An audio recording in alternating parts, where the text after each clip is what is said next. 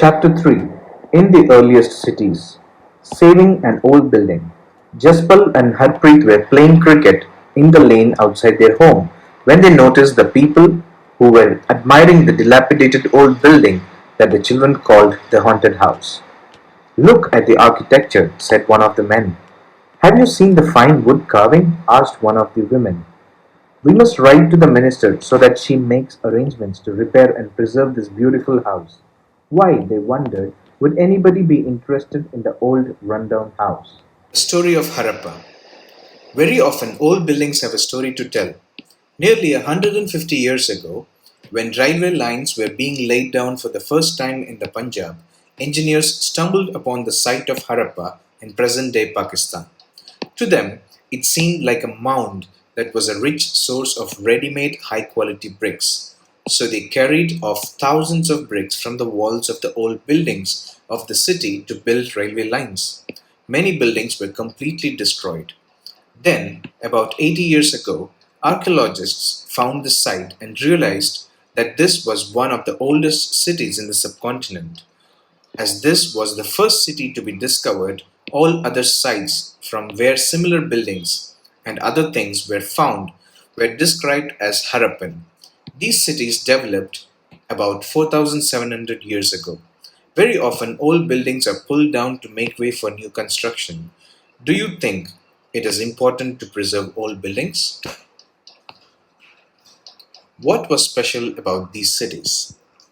Many of these cities were divided into two or more parts. Usually, the part of the west was smaller but higher.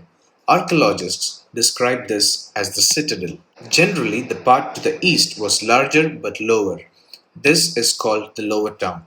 Very often, walls of baked brick were built around each part. The bricks were so well baked that they have lasted for thousands of years. The bricks were laid in an interlocking pattern, and that made the walls strong. The right snippet. These cities were found in the Punjab and Sindh in Pakistan, and in Gujarat, Rajasthan, Haryana, and the Punjab in India. Archaeologists have found a set of unique objects in almost all these cities: red pottery painted with designs in black, stone weights, seals, special beads, copper tools, and paralleled sided long stone blades. In some cities, special buildings were constructed on the citadel. For example, in Mohenjo-daro, a very special tank, which archaeologists call the Great Bath, was built in this area. This was lined with bricks, coated with plaster, and made watertight with a layer of natural tar. There were steps leading down to it from two sides, while there were rooms on all sides. Water was probably brought in from a well and drained out after use. Perhaps important people took a dip in this tank on special occasions. Other cities, such as Kalibangan and Lothal, had fire altars where sacrifices may have been performed, and some cities like Mohenjo-daro, Harappa, and Lothal had elaborate storehouses. Houses, drains, and streets. Generally, houses were either one or two stories high, with rooms built around a courtyard. Most houses had a separate bathing area, and some had wells to supply water. Many of these cities had covered drains. Notice how carefully these were laid out in straight lines. Although you cannot see it, each drain had a gentle slope so that water could flow through it. Very often, drains in houses were connected to those on the streets, and smaller drains led into bigger ones. As the drains were covered, inspection holes were provided at intervals to clean them. All three, houses, drains, and streets, were probably planned and built at the same time. List at least two differences between the houses described here and those that you studied about in Chapter 2.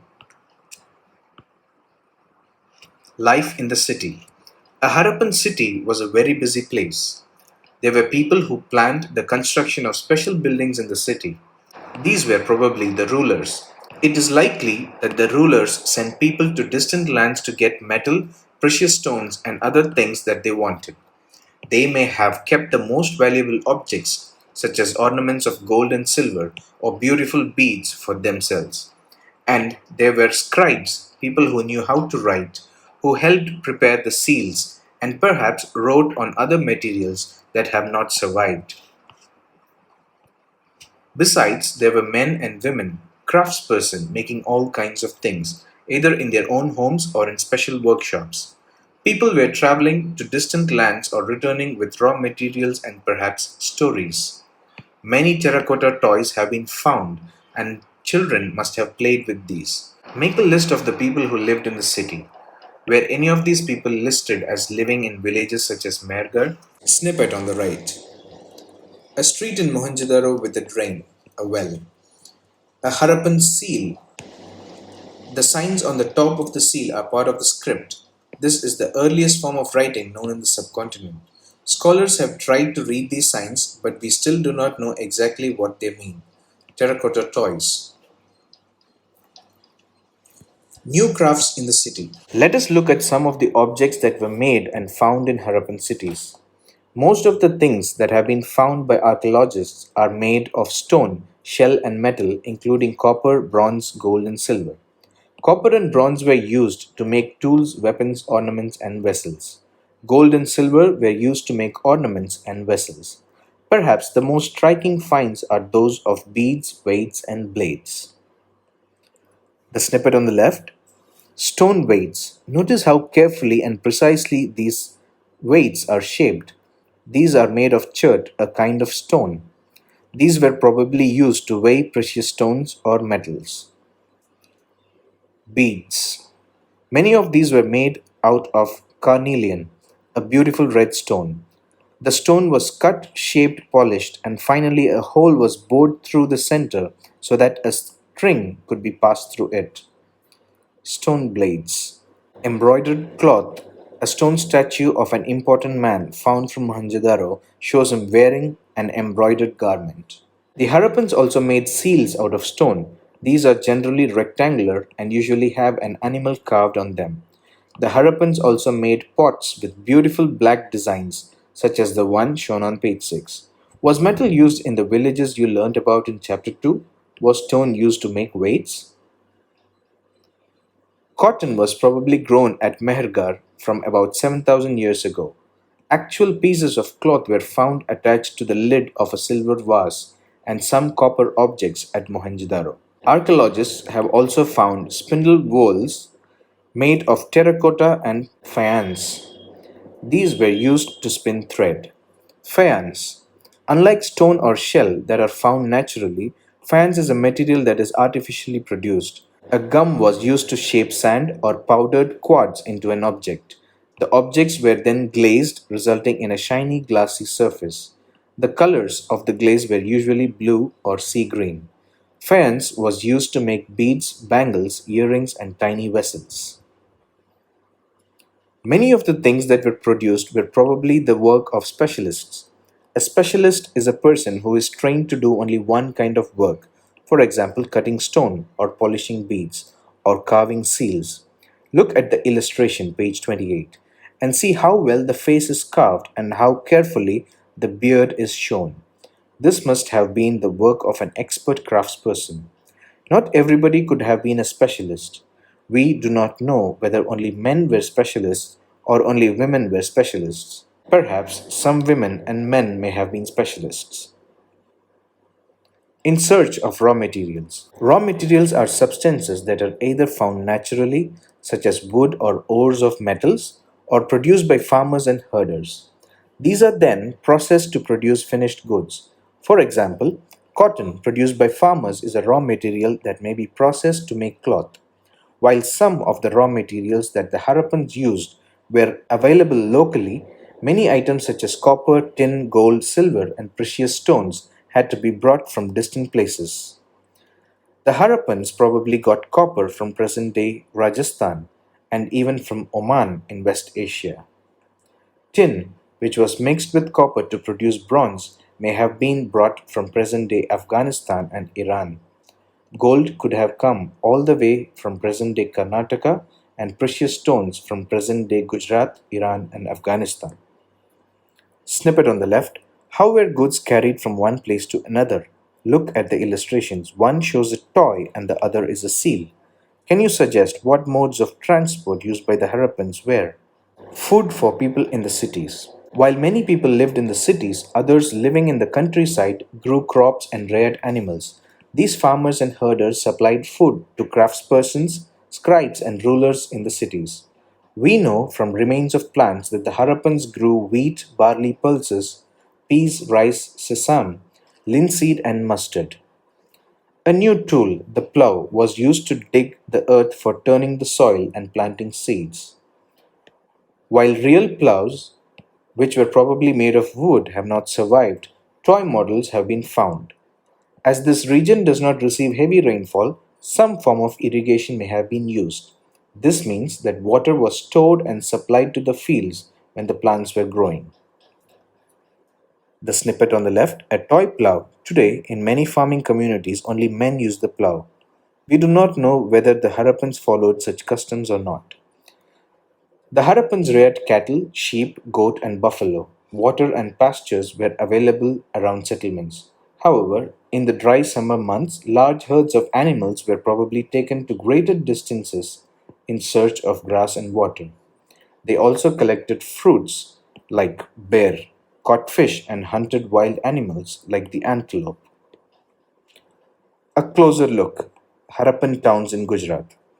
The city of Dholavira was located on Khadir Beit, also spelled as Beit, in the run of Kutch, where there was fresh water and fertile soil. Unlike some of the other Harappan cities, which were divided into two parts, Dholavira was divided into three parts, and each part was surrounded with massive stone walls, with entrances through gateways. There was also a large open area in the settlement where public ceremonies could be held. Other finds include large letters of the Harappan script that were carved out of white stone and perhaps inlaid in wood. This is a unique find as generally Harappan writing has been found on small objects such as seals. The city of Lothal stood beside a tributary of the Sabarmati in Gujarat, close to the Gulf of Kambad. It was situated near areas where raw materials such as semi precious stones were easily available. This was an important center for making objects out of stone, shell, and metal. There was also a storehouse in the city. Many seals and sealings are impressions of seals on clay, were found in this storehouse. Snippet on the right, a dockyard at Lothal. This huge tank may have been a dockyard where boats and ships came in from the sea and through the river channel. Goods were probably loaded and unloaded here. A building that was found here was probably a workshop for making beads, pieces of stone, half made beads, tools for bead making, and finished beads have all been found here. Seals and sealings. Seals may have been used to stamp bags or packets containing goods that were sent from one place to another. After a bag was closed or tied, a layer of wet clay was applied on the knot, and the seal was pressed on it. The impression of the seal is known as a sealing. If the sealing was intact, one could be sure that the goods have arrived safely. Seals are used even today.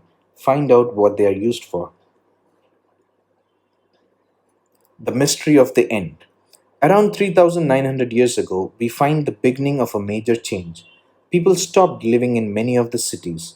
Writing, seals, and weights were no longer used. Raw materials brought from long distances became rare.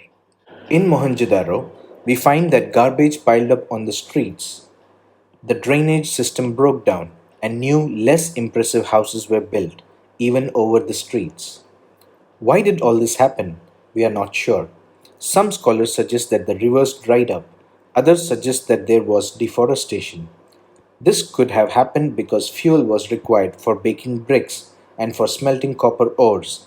Besides, grazing by large herds of cattle, sheep, and goat may have destroyed the green cover. In some areas, there were floods, but none of these reasons can explain the end of all the cities. Flooding or a river drying up would have had an effect on only some areas. It appears as if the rulers lost control. In any case, the effects of the change are quite clear. Sites in Sindh and West Punjab, which is in present day Pakistan, were abandoned, while many people moved into newer, smaller settlements to the east and the south. New cities emerged about 1400 years later. You will read about them in chapter 5 and 8. Elsewhere. Find Egypt in your atlas. Most of Egypt is a dry desert except for the lands along the river Nile. Around 5000 years ago, kings ruled over Egypt. These kings sent armies to distant lands to get gold, silver, ivory, timber, and precious stones. They also built huge tombs known as pyramids. When they died, the bodies of kings were preserved and buried in these pyramids. These carefully preserved bodies are known as mummies. A large number of objects were also buried with them. These included food and drink, clothes, ornaments, utensils, musical instruments, weapons, and animals. Sometimes even serving men and women were buried with the rulers. These are amongst the most elaborate burials known in world history. Do you think kings would have needed these things after death? Some important dates: cotton cultivation at Mehrgar, about 7000 years ago. Beginning of cities, about 4700 years ago. Beginning of the end of the cities, about 3900 years ago. The emergence of other cities, 2500 years ago.